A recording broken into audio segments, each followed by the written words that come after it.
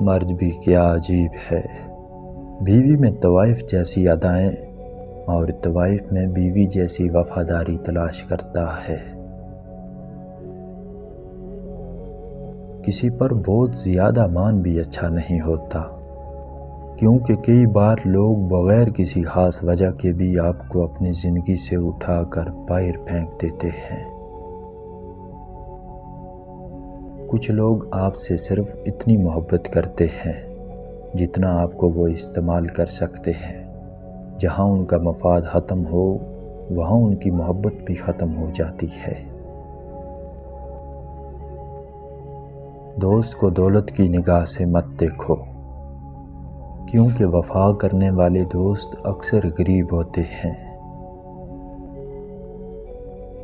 دوست اور محبت دونوں دل میں ہی رہتے ہیں، لیکن بس فرق اتنا ہے کہ برسوں بعد ملنے پر محبت نظر چرا لیتی ہے اور دوست سینے سے لگا لیتا ہے۔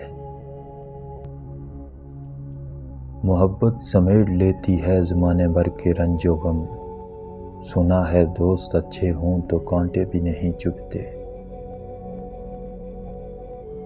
اللہ سے محبت کرو، وہ آزمائش تو دیتا ہے مگر آزمائش میں تنہا نہیں چھوڑتا۔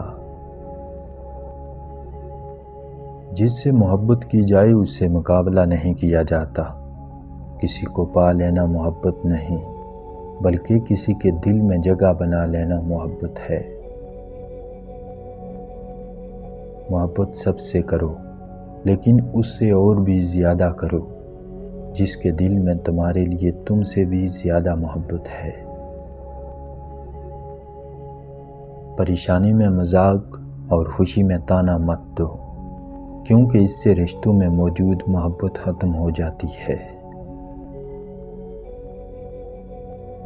اگر کوئی محبت کرنے والا شخص آپ پر غصہ کرنا چھوڑ دے تو سمجھ جاؤ کہ تم اپنی اہمیت اس کی نظر میں کھو چکے ہو۔ جن کی آنکھیں سجدوں میں بھیگتی ہیں وہ کبھی بھی اپنی تقدیر اور قسمت پر رویا نہیں کرتے۔ محبت اور دوستی، یہ دو چیزیں ہر طوفان کا مقابلہ کر سکتی ہیں، مگر ایک چیز ان دونوں کو ٹکڑے ٹکڑے کر سکتی ہے اور وہ ہے غلط فہمی۔ درخت اپنے پھل خود نہیں کھاتے، دریا اپنا پانی خود نہیں پیتے، کیونکہ دوسروں کے لیے جینا ہی اصل زندگی ہے۔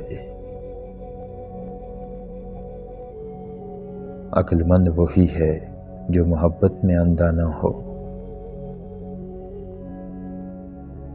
دلوں میں رہنا سیکھیں، غرور میں تو سبھی رہتے ہیں۔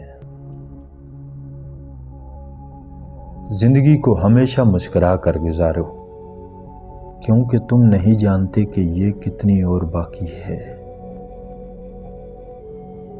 حضرت امام علی علیہ السلام نے فرمایا کہ اگر کسی کی محبت پانا چاہتے ہو تو اسے بتا دو، کیونکہ زندگی موقع کم اور دھوکہ زیادہ دیتی ہے۔